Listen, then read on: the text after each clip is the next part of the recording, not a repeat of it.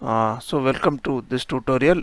Today we are going to see some problems on 8086 memory interface. So the first problem is like this: design a memory having a size 16 into 8 from a 16 into 4 memory modules. Okay, so we need to draw the schematic showing the address bus, data bus, and chip select lines connection to the chip.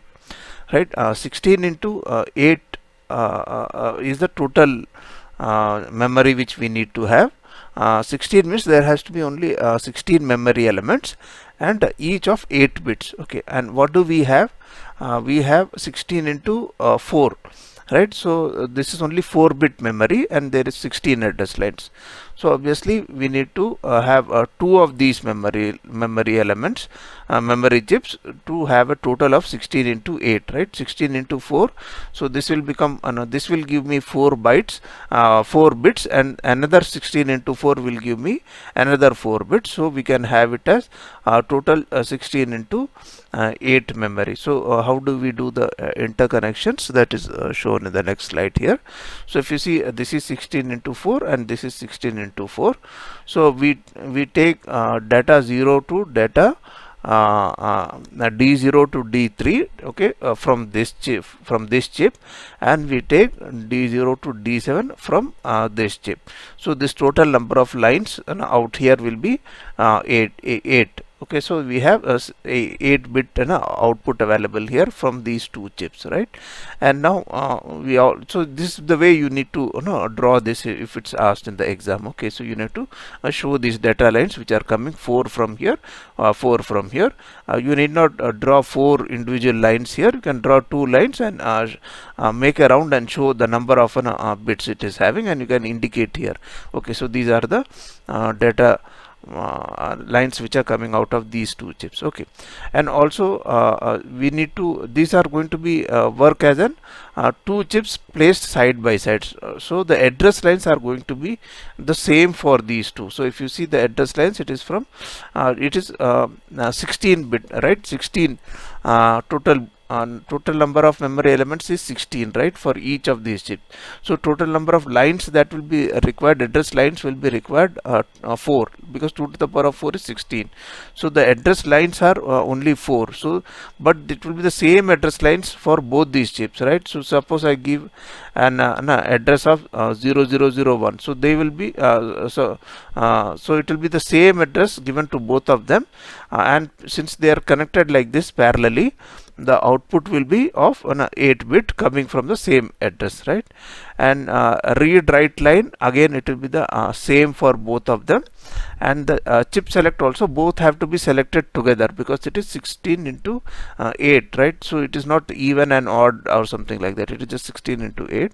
So we need to have the same line going, chip select line going to both these chips. So this is how the entire diagram is made. Is it clear to Sajad and Vaibhav? Yes, sir. Okay, this is how this diagram needs to be made. Okay, so because this will be an 5-10 marks of question, something like this in the final exam, so you have to be careful with how we draw these diagrams. Okay, now the second question is, now it is slightly different. Develop a 32 into 4 memory module by combining 16 into 4 memory chips, right? Now if you see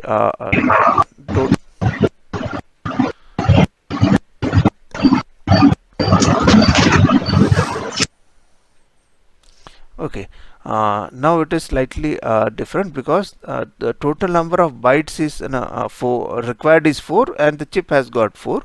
So you don't have to connect 2 in parallel like in the earlier system. Only thing is you need to only expand the total memory elements, right? Total memory capacity. It is 16 is the capacity here. Now I require 32. So now here the way these are going to be connected is going to be slightly different. Okay, now if you see both are, the data lines are only 4, so it is 4. Now only one of the chips will be selected at any given time, right? Because 4 is to be connected here. Now how to connect the read write is going to be the same signal here. Now if you see the now it is 32, so total address lines will be 5 out here. So we give the most significant bit out here to the chip select line here for this memory, and we take an invert of that and put the chip select line to the and that we use as the invert of the most significant bit as a chip select line for the RAM2.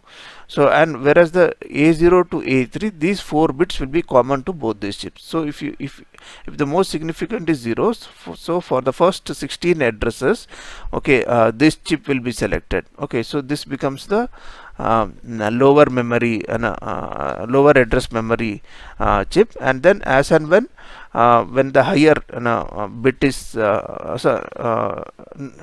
yeah, it is chip select bar. So when it is an A is 0, so this will be selected. When AB is the most significant bit address bit is high, then this chip will be selected out here, right? So this is how expanding the only the capacity of the memory, whereas the byte remains same in this example. Is it okay? Yes, sir. Okay, so this is another example. In this case, we have just expanded the total memory, keeping the number of bytes and same. Okay, is it clear, Gandhi? Yes, sir. Okay, okay. So we'll go. This is draw a typical memory read cycle and explain. So this is also targeted towards some subjective questions. So if you see, this is the clock pulse, and this is it's shown in this particular diagram. It is shown everything is changing as per the positive going edge of the cycle. So when the first positive edge of the clock, the address is placed. Okay, address for the memory is placed out here. So it is A0 to A15. So address is placed out here, and in the address and the status bar also, this is A16 to A19 address is placed here also, and the BHE signal is also placed. Okay, whatever is the BHE bar signal, this will indicate whether it is a word operation or a byte operation. So this together, this is placed, okay, in the first positive going edge of the clock.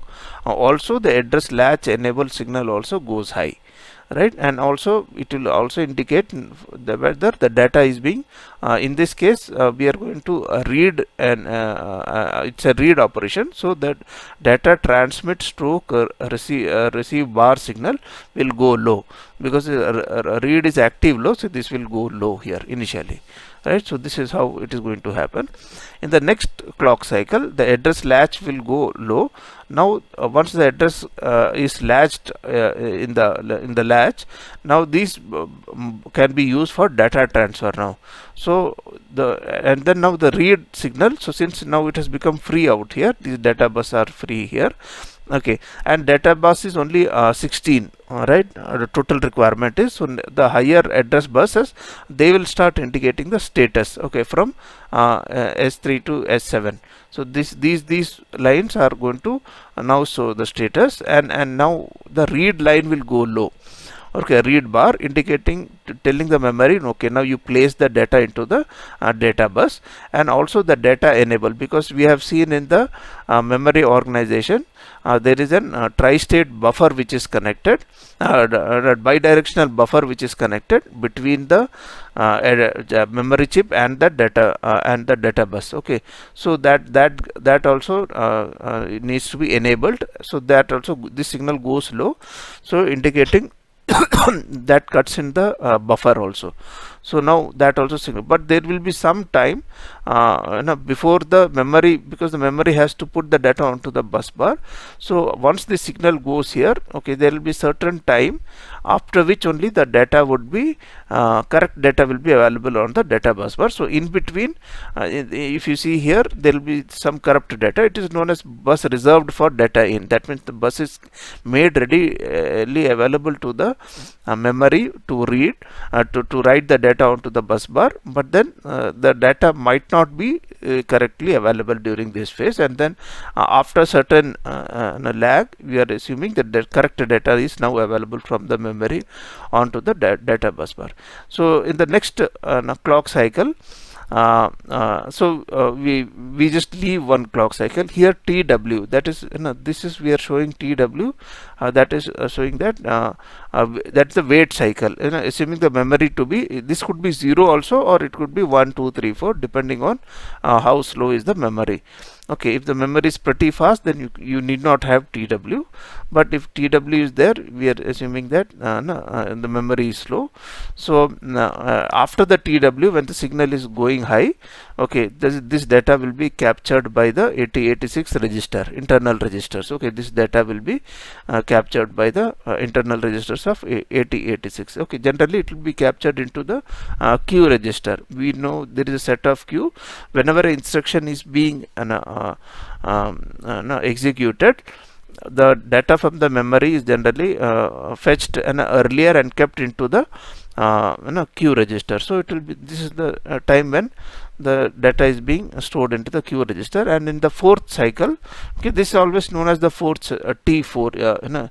Although it may not be the fourth cycle, actually there could be some T wait also in between, but still this is known as the fourth cycle. In the fourth cycle, the next address will be placed here. Okay, and these signals will go back to its original states, and the next address for the next memory fetch read write operation will be placed here. Okay, so this is how a typical memory read cycle looks like. Okay, now this is another question. Draw a typical memory write cycle and explain. So this is again the positive going edge of the clock. The ALE is going high, and the data from where the data onto which the address of the memory onto which the data is to be written is placed here. So this is the address lines from 0 to 15, and here it is 16 to 19 along with BHE, and the address latch goes high, right? And then since the data is being returned into the memory, the data transmit line goes high. In the next clock cycle, the address latch goes down, and this carries the status.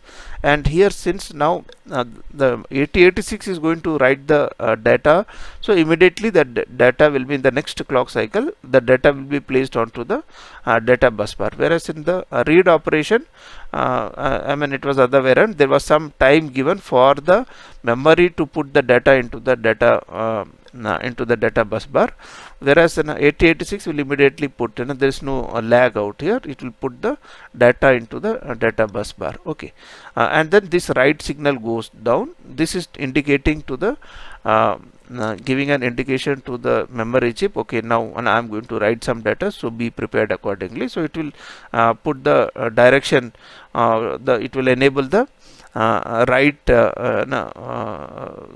lines within the memory. Okay, and the data enable line goes down. This is a signal given to the bidirectional buffer between the memory and the address and the data lines, that the data is going to be now returned from the data lines into the memory. Okay, once that is done, again you wait, the T3 you don't do anything. T4 is again a wait cycle. At the end of the wait cycle, this data is returned into the memory, and then and T4 with T4, when the signal goes high, again the next address is placed for the next operation. So this is how a typical memory write operation looks like. Okay, so you got to know these two cycles properly. So let's take one more problem.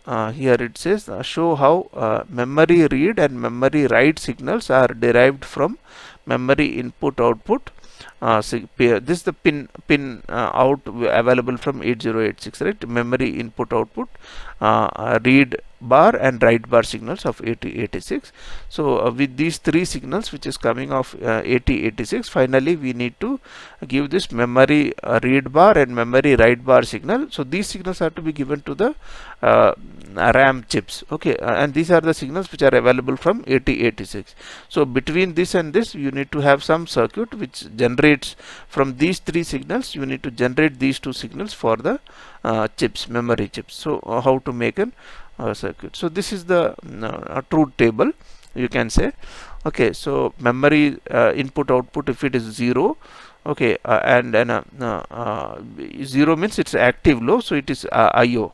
If this signal is 0 and read is 0, this is active, it is a memory read signal, right? So how to how to generate this input output read is, okay, this is an AND of these two, right? So you put an inverter out here, inverter out here. So you put two inverters out here, you write a memory in stroke input output and a read bar, and you put two inverters out here, and then that will give a 1 out here, but we require a 0 because it is active low input output. So you put one more bubble out here. So this is the gate which will realize input output read bar. Is it clear, this first diagram to all of you? Yes, sir. Okay. So the next one, if you see, it is a memory and a stroke input output is 0. That means it is IO, and then a write bar is 0. Then you get input output write, right? But the actually most of the chips require a complementary input signals. Okay, those signals will require input output write bar signals to get activated. So if you see write bar signal is given here.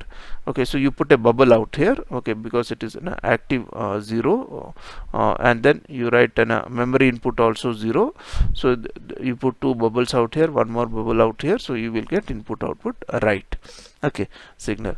Similarly, these are 1. When it is 1, it means a memory out here. So you don't put bubbles out here, memory, whereas the read bar, for read bar it's 0 here, active low, so you put a bubble here, and then you write you require memory write bar, so you put a bubble out here. So this is also for memory read operation also. So this is how the four gates would look like. Now if I want to simplify out here, so if you see this is an AND gate with bubbles in the input and output also, so it will simply become an OR gate out here. This is also an AND gate with bubbles at input and output, so this will also become an OR gate. Whereas these two gates, if you see, there is no bubble out here, okay, these two so we need to put one bubble out here, one bubble out here, okay, so then it will become an OR gate, and to compensate that bubble we put one bubble. These are the same inputs, right? So you, to compensate that, you put an inverter, and you have given memory input output. So this is the simplified diagram how it would look like. Is this diagram clear to all of you? Yeah, okay, so let me move further. Okay, this is a design and interface between 8086 and two chips, 32K into 8 ROM, and 4 chips, 32 into 8 RAM. Okay, so we require 32 into 2 chips of 32K into 8 ROM, and 4 chips of 32 into K RAM, okay, according to the following memory map. So this memory map is also given here. Now 32K and 32K, right, and we'll have to put it as an even and odd bank, right? So if we have to put it as a even, and because 8086 it's specified, it is 8086, so we need to make the interconnections in such a manner that we should have an even bank and an odd bank. So 32K and 32K even odd, so total will be 64K ROM, because two chips are there. So 64K will be from 0000 to FF. Like this first one is taken as F. If you take from 0000 to FFFF, right? So the first hexadecimal number is constant. So 1 2 3 4 5. Okay, there will be 5. 32K is what? If you see it, how many lines does it require? 32K. If you can see, it is easy to remember. 1K, 10 lines is 1K, right? 10 lines is always 1K. So 11 will be 2K, 12 lines will be 4K, right? And 13 lines will be 8K, and 14 lines will be let me 10 lines will be 1k, 11k lines will be 2k, 12 lines will be 4k, 13 lines will be 8k, 14 lines will be 16k, and 15 lines will be 32k, right? And 16 lines will be 64k. So 16 lines means there will be 4 hexadecimal numbers, right?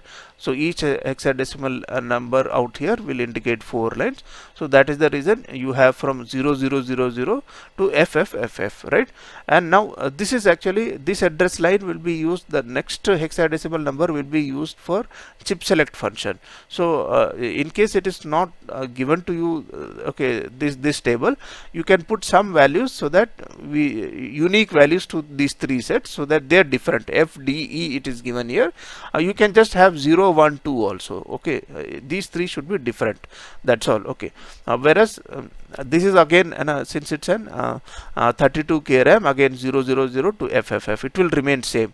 Okay, and this also from 4 zeros to 4 Fs, it will remain same, RAM 3, because we require a total, it says 4 chips of RAM. So this is how the 3 memory, first we make an allocation table out here, right? Here this table is given here. In case it is not given also, we need to take the 3 unique values. The simplest thing to do is put a 0 here instead of F, put an 1 and put an 2 out here. Okay, is it okay to all of you how to make this table out here initially? Right? Okay, so this most significant and hexadecimal number we will be using to select the chip. Okay, and this is also clear how this has come 4 Fs, because this is 64k memory, right? So you just have to remember whatever is the total memory, accordingly you need to place these address lines. Okay, now to see the table out here. Now if you see here, it is all for the first this is for ROM 1 and ROM 2. The address starts from A0 to 16 bits we required. So for 64 16 bits, so A0 to A15, it starts from 000 to 11111 here, right? So and then we have given F as the address for this. Okay, this is given as a problem statement. So we put in the rest of the bits all ones out here. For the next one, it is again same for RAM 1 and ROM 2, even and odd bank. Okay, this becomes even and odd bank. So we are going to put 110 and 110 out here, right? Because for the even and odd band, the chip select line remains same. Okay, now how are we going to distinguish between this chip and this chip, even and odd band? That is through A0 out here, right? A0 and BHE signals. A0 and BHE signals will select one of the RAMs within this. Okay, and these chip select lines for this complete set will remain same. 111 here. This is 110 because it is D given here, and E is 11. And the last is E, right? RAM 3 and RAM 1. So here there is a mistake, I guess. It has to be E, right? So it has to be 11. This is wrong. No, sir, up to 16, right? It's okay. E is 1110, right? So this is okay. This is 1101. This is 1111, right? So these are so these 4 lines we are going to use for chip select function. Okay. So this is how the final diagram, interconnection diagram, is going to look like. For the first one, if you see this is all 1111. Okay, so if you have A16 to A19, we take an AND, and then we put an NAND out here, right? This is A0. A0, if A0 is 0, right, then if you see here, chip select 2. So this is the chip select 2. So this is going to be the here it is the second chip is given for the lower byte of lower byte D0 to D7. So if A0 is 0 and this all these are 0, then this chip will be selected here. Now if BHE bar is 0, that means now you have an higher bit coming here. So in that case this will be selected, right? So if A0 is 0 and B0 is 0, both the chips will be selected, and in case A0 is 1 and BHE is 0, only then only this is the higher bit data bit will be selected. So there are three different possibilities out here. Okay, first is BHE bar is high, that means only the, and A0 is 0. In that case this chip will be selected, that is only one byte from the D0 to D7 will be fetched. Okay, the second possibility is A0 is 1 and BHE is that the high bar is enabled. In that case the data from the even bank from the odd bank will be selected. Here this is the even bank and this is the odd bank. In this particular case it is drawn like this. So the data from the even bank will be fetched, and the third possibility is A0 is 0 and BHE is 0, in which both the banks will be simultaneously selected. So the data will be one word will be fetched. Okay, so the address lines for these two chips would be A0 to A15. Okay, because 16 this the capacity is 16K, so A0 to A16. So we need to draw this. So you have to show all these interconnections. Okay, if there is a partial marking, there will be a mark for each of them. So just be careful with what you are drawing. So is this all the connections for the first one clear to all of you? Clear, sir. Yeah, okay. Similarly for this these are going to remain same for the other two only this the chip select logic will change. Okay, and if you see here if you see here for the second RAM, okay, this A17 is 0 out here. Okay, right, we put in instead of F there is a D, that is A17 is 0 out here. So that is the reason this here we need to use A17 bar. In this it was shown A17, so I have just amended it and put A17 bar out here, right? And in the third in the third case so it is like here this A16 is 0 here, right? Rest is all 1. So for the third case, now A16 instead of A16 it should be A16 bar out here. So that will accordingly give the chip select. So this is how the chip select interconnection diagrams are made. Okay, so you just have to practice these problems. I think this should be good enough for your exams. Okay, so is it okay? So that's all for today. If you have any doubts, you could ask me.